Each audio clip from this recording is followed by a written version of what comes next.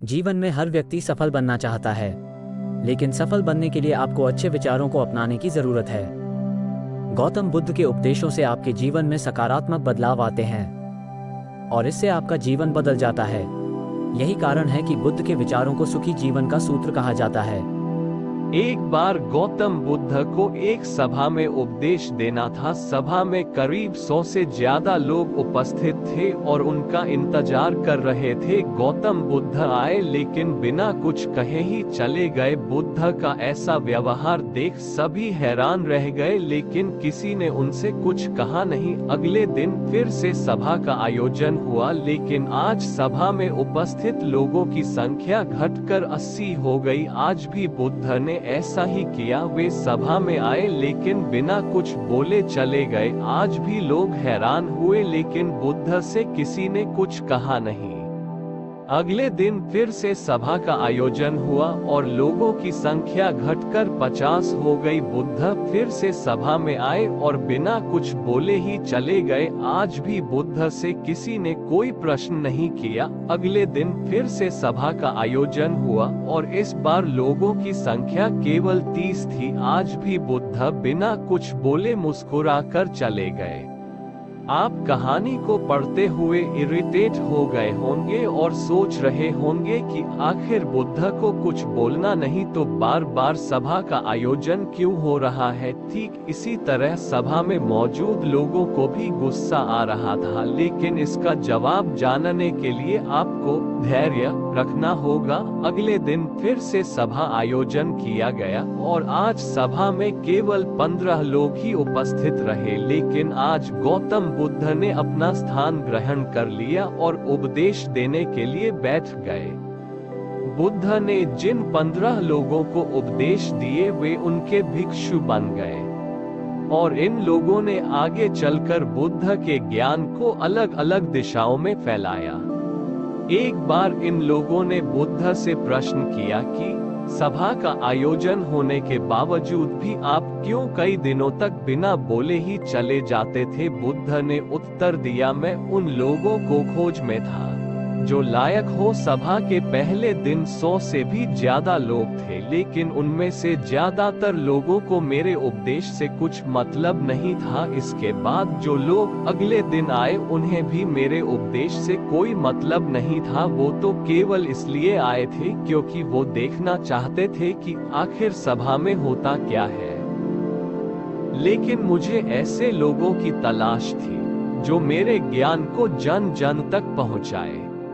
मैं कई दिनों तक इसलिए बिना बोले चला गया क्योंकि मैं ये देखना चाहता था कि आखिर वो कौन लोग हैं तो सच में मेरे उपदेश को सुनना चाहते हैं और जिन्हें वास्तव में ज्ञान पाने की प्यास थी। ऐसे लोग ही रोज आए। गौतम बुद्ध कहते हैं कि जिनके भीतर धैर्य था उन्हें मुक्ति का मार्ग मिला और जो लोग जल्दबाजी में थे वो आज घर पर बैठे हुए हैं। बुद्ध कहते हैं कि जिन लोगों में धैर्य का गुण होता है वे जीवन में कुछ भी पा सकते हैं। फिर चाहे आपका लक्ष्य कुछ भी हो, बिना धैर्य के कोई भी सफलता के लक्ष्य तक नहीं पहुंच सकता।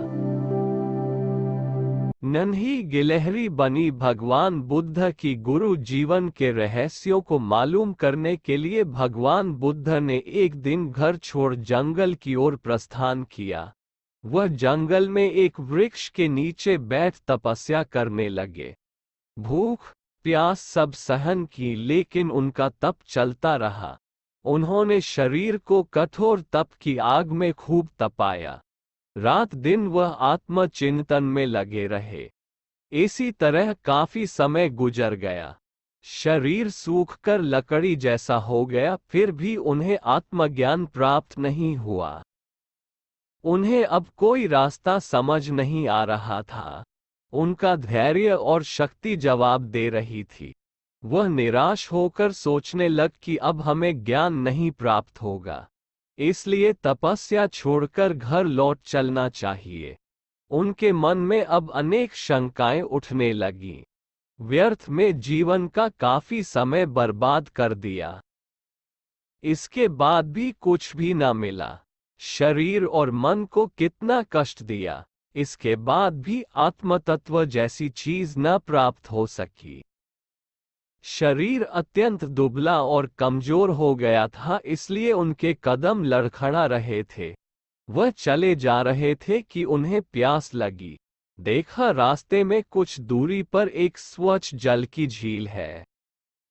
वह पानी पीने के लिए झील के किनारे पहुंचे तथा थके होने के कारण आराम करने लगे। आराम करने के बाद जैसे ही चलने को हुए, उनकी निगाह एक नन्ही सी गिलहरी पर पड़ी जो झील के जल में अपनी पूंछ भिगो भिगो कर झील का पानी बाहर छिड़क रही थी और यह असंभव सा दिखने वाला कार्य बिना रुके करती ही जा रही थी। भगवान बुद्ध ने गिलहरी से पूछा, तुम ऐसा क्यों कर रही हो? गिलहरी ने कहा, इसके पानी ने मेरे बच्चों को बहाकर मार डाला है। मैं इसे सुखाकर अपने बच्चों का बदला चुकाऊंगी। इतना कहकर वह फिर अपने कार्य में लग गई। ये देखकर बुद्ध बोले, बिना किसी बर्तन के इतनी बड़ी झील को क्या सुखा पाओगी? तुम्हारी नन्ही सी पूंछ से तो कुछ ही बूंदें बाहर निकल पाती हैं। कहाँ इतनी बड़ी झील और कहाँ तुम्हारी नन्ही सी पूंछ? फिर तुम्हारी उम्र ही कितनी है? इसमें तो युगों लग जाएंगे। तुम्हारा जीवन व्यर्थ में चला जाएगा। गिलहरी ने उत्तर दिया, ये झील कब सूखेगी मुझे नहीं मालूम और न ही इसकी परवाह है। परिश्रम करके अपनी मंजिल की ओर बढ़ते जाना और अंत में विजय प्राप्त करना मेरा लक्ष्य है। जब तक जीवित रहूंगी अपने कार्य में लगी रहूंगी। भगवान बुद्ध को गिलहरी की साहस भरी बातें सुनकर बहुत आश्चर्य हुआ। उनके मन में फिर उथल पुथल होने लगी। वह सोचने लगे, जब नन्ही सी गिलहरी अपने अत्यंत छोटे साधनों से असंभव सा दिखने वाले कार्य को संभव कर देने के लिए दृढ़ प्रतिज्ञ है, तो मैं तो उच्च मन मस्तिष्क वाला मनुष्य हूँ। फिर भला मैं क्यों नहीं अपना लक्ष्य प्राप्त कर सकता? वह तपस्या पूर्ण कर ज्ञान प्राप्त करने का संकल्प लेकर पुनः वन की ओर लौट गए।